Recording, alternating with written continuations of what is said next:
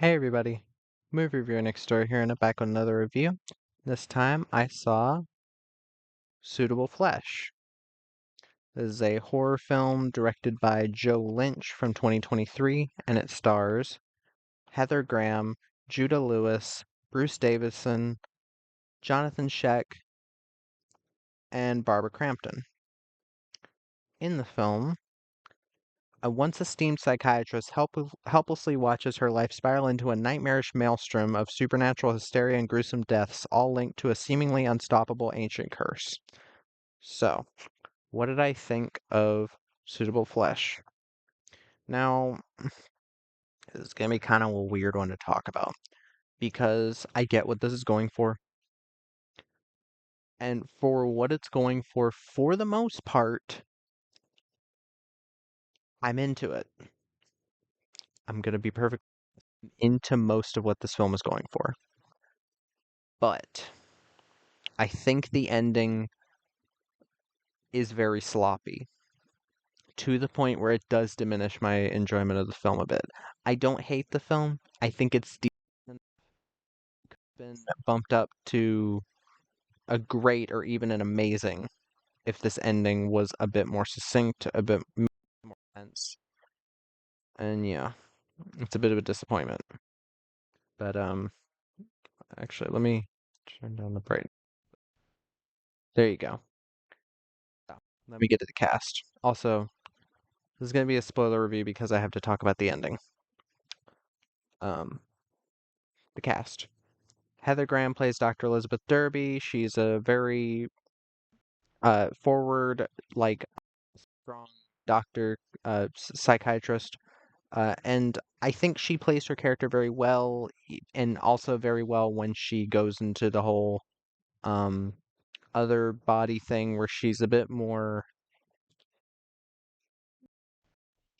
I'd say it's like a male spirit within a female body, but I think she plays it very well. She's creepy. Um, Judah Lewis plays Asa Waite, who is this boy who, this young man who asks for her help and ends up infecting her with this curse. Um, I've seen him in films before. He was in Babysitter. Um, he was in I See You, which I've never finished that movie. I'll definitely have it at this point, but I don't mind his acting here. I actually think he's pretty great. He very plays the like scared, uh, kind of childlike side of it very well, and then the more like this intent side very well. I think he does a great job, especially in the scenes where he's kind of being taken over. I think he does that very well. Bruce Davison plays Ephraim Waite, who is Judah's father or Asa's father. I've seen him in tons of films.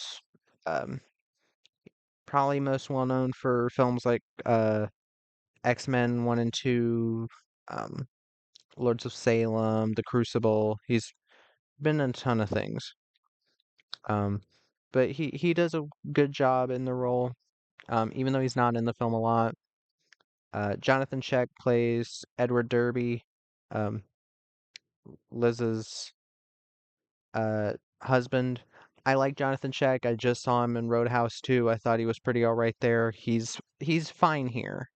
I've never thought of him as like this amazing actor, but he works in the role. And Barbara Crampton plays Dr. Daniela Upton, who is a good friend of Elizabeth's. I love Barbara Crampton. I love her in this. She's giving a really great performance. This could have easily just been a throwaway, like, cameo performance, but no, she's in quite a bit of the film and plays a pretty integral part in the plot.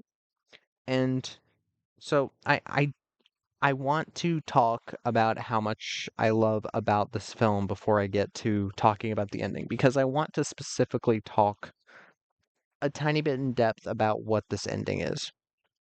Because what this film is going for is kind of the feeling of Stuart Gordon's H.P. Lovecraft adaptations in the 80s and 90s. such as Reanimator, Bride of Reanimator.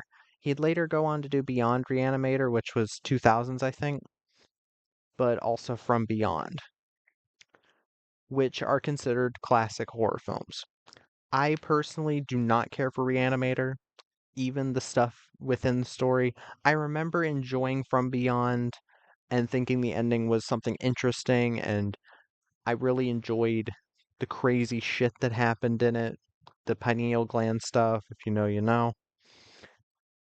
And I think, for the most part, Joe Lynch does a great fucking job doing this style of kind of crazy camera work, this kind of psychosexual tension. Especially, I mean, there's a couple sex scenes in the film that are kind of like decently wild, uh, and also kind of tense. I I mean, if you've seen the film, you know what I mean. Uh, there's tension because you don't know what's gonna happen next, and it's just kind of like, wow, this is kind of out of nowhere. And I'm surprised how much they did in this film. But then again, given Barbara Crampton was did quite a bit in those older movies, I mean, and showed quite a bit, it doesn't surprise me. Also, one thing I have to say right off the bat, Barbara Crampton and Heather Graham are looking gorgeous. Like, I want to know what kind of youth potion they've been drinking. They look fucking awesome in this. Like, they're beautiful and they're very strong actresses. Um, but yeah, the style of the film, the like camera work, like during one of the sex scenes, there's like this bit where they're spinning the camera around like this at different speeds and like overlaying them and shit. And it's like really dizzying, but like it works. It's really getting you in the mindset you need to be in for this film. And the music, the fucking music in this movie is so gorgeous. I have to Stephen Moore. The Stephen Moore score feels genuinely super close to the scores of Reanimator, of From Beyond, and of all of those like Lovecraft type movies from back then. And it is impressive how well he recreated that. Um, uh,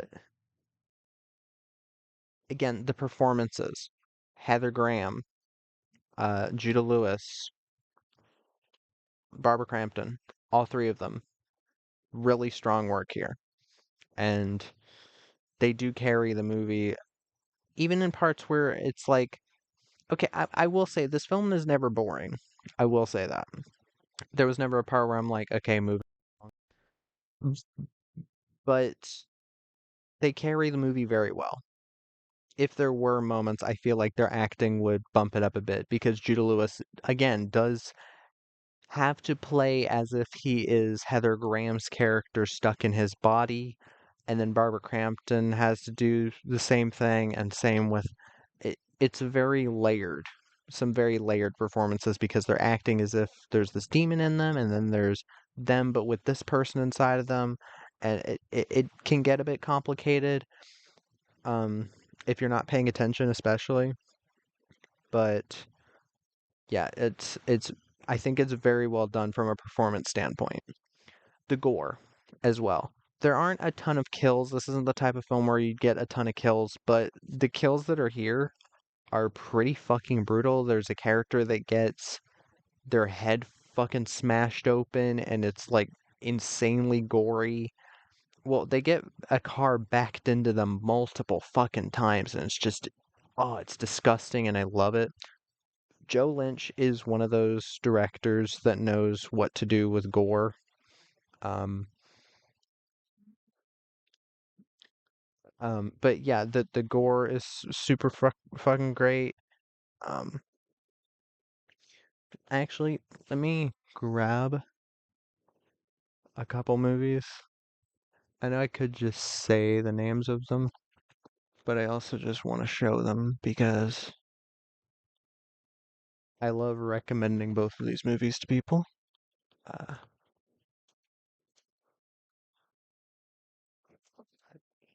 Try my best not to hurt myself here.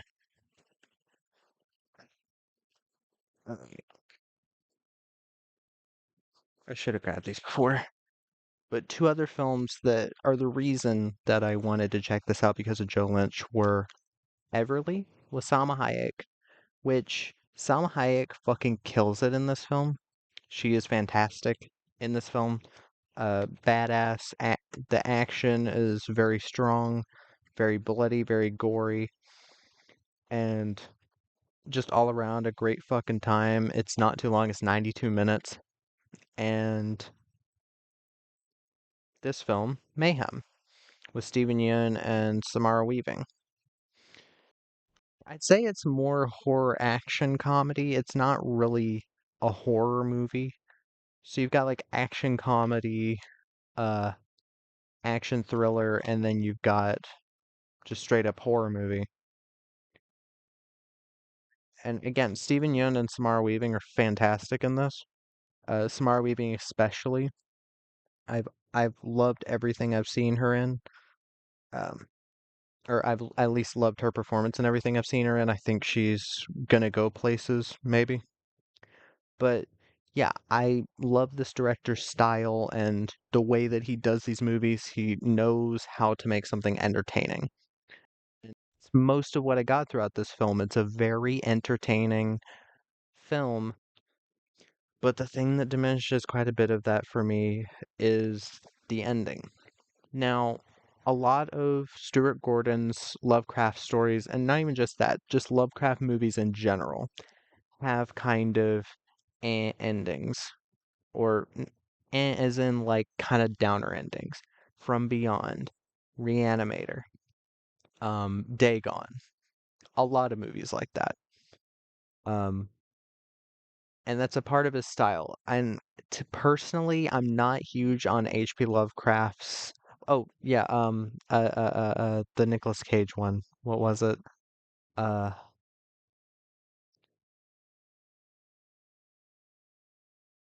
what the hell is it called? I loved it, but I can't think of what it's called.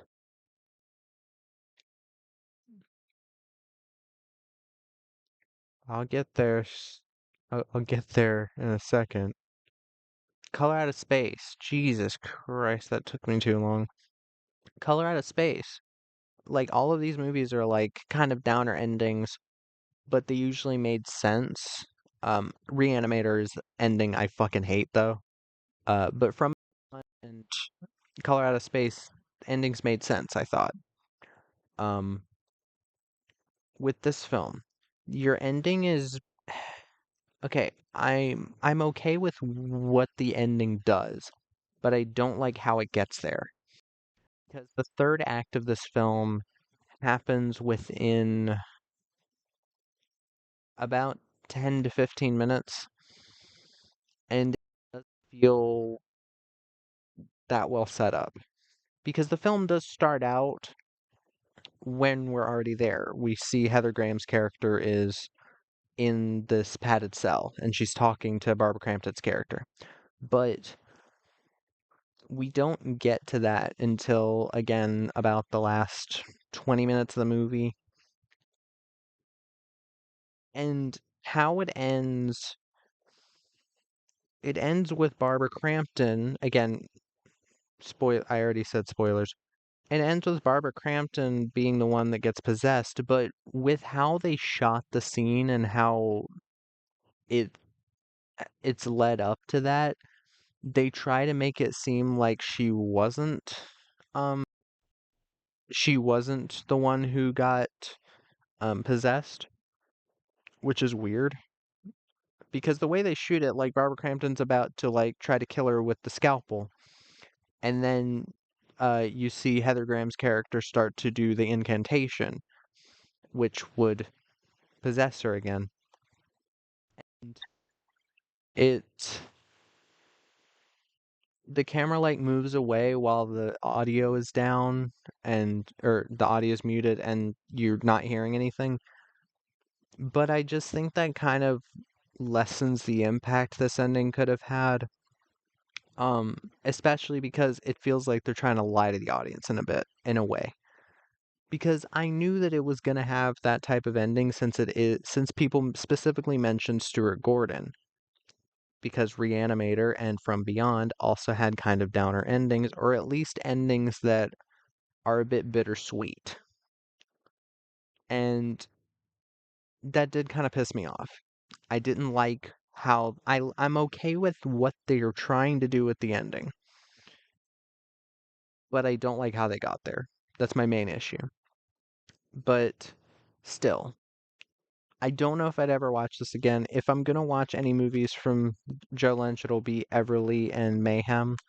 But other than that, I do still enjoy the film for the most part. It's just this ending does kind of piss me off. But yeah, that was my review of Suitable Flesh. If you've seen the film, let me know what your thoughts are in the comments down below. If you have any recommendations, put them down there as well. And movie reviewer next door.